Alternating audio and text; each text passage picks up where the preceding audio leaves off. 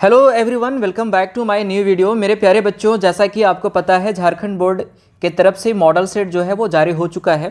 हमने पिछले वीडियो में ही हमने आपको बताया था कि मॉडल सेट पे काम हो रही है और मॉडल सेट आने की संभावना बताया गया था पेपर के माध्यम से कि सर्दी की छुट्टी के बाद आने वाली है, लेकिन बहुत तेज़ी से काम हो रही थी, इसीलिए आज जो है वो मॉडल सेट जारी हो चुका है। और आप देख पा रहे होंगे, क्लास 12 के बच्चे हो या 10 के बच्चे हो, वैसे बच्चे 2024 में जिनका एग्ज़ाम होने वाला है उनके लिए एक बड़ा खुशखबरी वाली बात है।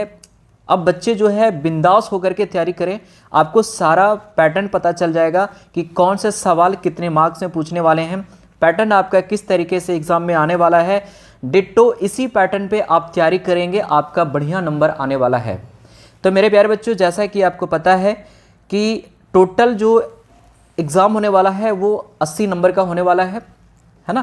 3 घंटे का समय दिया जाएगा आपको। साथ ही साथ आपको ये भी बता दें कि जिस तरीके से उन्होंने बताया था कि 1 से लेकर के 30 क्वेश्चन जो होंगे वो बहुविकल्पीय प्रश्न होंगे, यानी कि ऑब्जेक्टिव क्वेश्चन होंगे। OMR पे नहीं दिया जाएगा, आपको उत्तर पुस्तिका पे ही आपको लिखना है।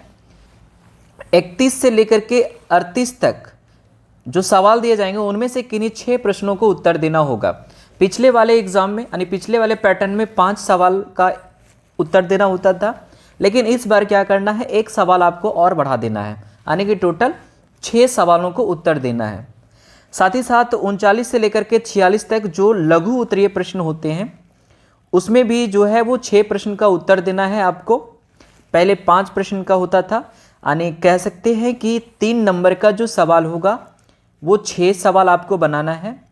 2 मार्क्स का जो सवाल है वो भी आपको 6 प्रश्न को बनाना है।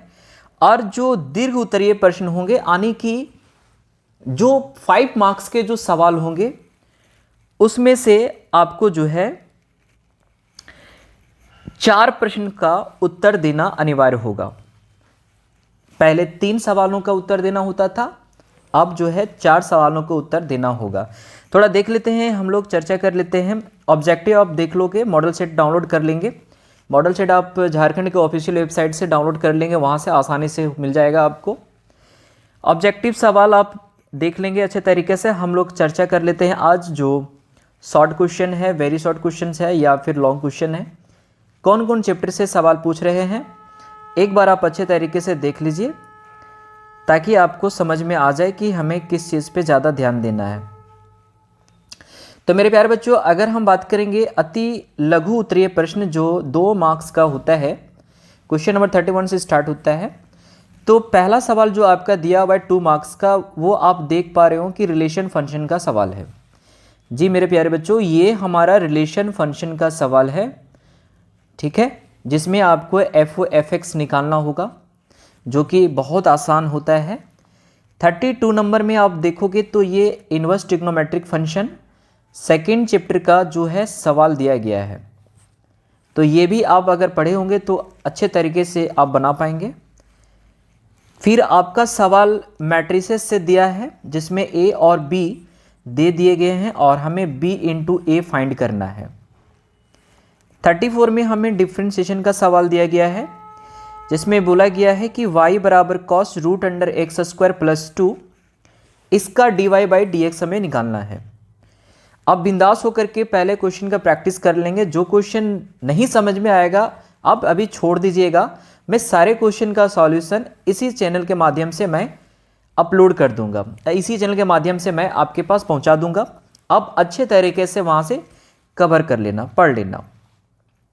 35 में सवाल जो है वो इंटीग्रेशन का है, एकदम बेसिक इंटीग्रेशन से दिया गया है, 2 नंबर का सवाल है तो ज़्यादा बड़ा नहीं देगा। 36 में हमारा जो है डायरेक्शन कोसाइन फाइंड करना है, ये दोनों वेक्टर के बीच का, ठीक है। पहले ये दोनों का पोजीशन वेक्टर निकालेंगे, इसके बाद इसका डायरेक्शन कोसाइन निकालना है। चलिए, ये भी सवाल बहुत आसान है। 37 में अगर हम बात करेंगे तो हमारे पास कार्टेशियन इक्वेशन दिया गया है और कहता है नहीं, कार्टेशियन इक्वेशन हमें फाइंड करना है इस लाइन का, एक लाइन का जो एक पॉइंट से पास कर रहा है और इस लाइन का पैरेलल है। ये भी बहुत अच्छा सवाल है। 38 में आप देखोगे तो angle between the following pair of line दिया गया है, बहुत अच्छी बात है। ये जो है वो 2 नंबर के सवाल हैं। और अब आते हैं 3 मार्क्स वाले सवाल में। तो 3 मार्क्स का जो पहला सवाल है आपका वो कंटिन्यूटी से लिया गया है, आप देख पा रहे होंगे। है ना। कंटिन्यूटी से हर साल पूछता था, इस साल भी कंटिन्यूटी से एक सवाल 3 नंबर का देगा ही देगा आपको। उसके बाद एक आपका इंक्रीजिंग और डिक्रीजिंग से 3 मार्क्स है, जो कि हर साल देता था, इस वर्ष भी दिया गया है। वहीं पे अगर हम बात करेंगे तो फिर से इंटीग्रेशन का एक सवाल दिया हुआ है आपका 3 मार्क्स में, जो ये थोड़ा सा लॉन्ग प्रोसेस से बनने वाला है। और एक 42 में ये भी इंटीग्रेशन से है, जो कि डिफिनिट इंटीग्रेशन से दिया गया है, प्रॉपर्टीज बेस्ड है, तो ये भी आप बनाओगे। और एक क्वेश्चन हमारा जो है वो एरिया बाउंडेड से दे दिया है, जो कि देखिए यहाँ पे 3 मार्क्स में ही दे दिया। पहले ये 5 मार्क्स में पूछा करता था, लेकिन अब ये 3 मार्क्स में दिया हुआ है। 3 मार्क्स में एक और सवाल है हमारा जो डिफरेंशियल इक्वेशन का है, और साथ ही साथ यहाँ पे 3 मार्क्स का एक सवाल जो है वो वेक्टर का है, जहाँ पे हमें एंगल फाइंड करने के लिए बोला जा रहा है ना। और फिर डिफरेंशियल इक्वेशन का ही एक और सवाल है प्रूव दैट करने का। तो आप ये देख पा रहे होंगे कि 3 मार्क्स में हमारा कौन कौन सा चैप्टर आ रहा है। आप अच्छे तरीके से एक्सप्लेन करके देख लो। पहला तो कंटिन्यूटी का दिया हुआ है, इसके बाद इंक्रीजिंग एंड डिक्रीजिंग का, यानी कि एप्लीकेशन ऑफ डेरिवेटिव का। इंटीग्रेशन से 2 सवाल दिए जा रहे हैं, एरिया बाउंडेड से 1 सवाल दिए जा रहे हैं, और डिफरेंशियल इक्वेशन से 2 सवाल दिए हैं, और एक हमारा वेक्टर अलजेब्रा का सवाल दिया गया है। अब आते हैं हम लोग 5 मार्क्स वाले सवाल में। मेरे प्यारे बच्चों, आप देख पा रहे होंगे हर साल के भांति इस साल भी मैट्रिसेस से जो हमें एक्स वाई जेड का वैल्यू फाइंड करना होता है, वहां से एक सवाल हमारा 5 मार्क्स का दिया गया है। साथ ही साथ मैक्सिमा एंड मिनिमा, ठीक है, मैक्सिमा एंड मिनिमा का सवाल दिया गया है। और एक सवाल हमारा जो है वो शॉर्टेस्ट डिस्टेंस यानी 3D से भी हमारा एक सवाल दिया है, और LPP से एक सवाल यानी कि लीनियर प्रोग्रामिंग प्रॉब्लम से जो है एक सवाल दिया गया है। और एक लास्ट हमारा यहाँ पे एक सवाल जो है वो प्रोबेबिलिटी का 5 मार्क्स का सवाल बनाया है। और एक हमारा जो है देख लीजिए आप, डिफिनिट इंटीग्रल से 5 मार्क्स का सवाल दे दिया है, जो कि उम्मीद नहीं था, कभी पूछा नहीं था 5 मार्क्स में ये सवाल, लेकिन इस बार जो है डिफिनिट इंटीग्रेशन का सवाल दे दिया है 5 मार्क्स में। तो मेरे प्यारे भाई, अब क्या करना है कि आपको पैटर्न अच्छे तरीके से पता हो गया है।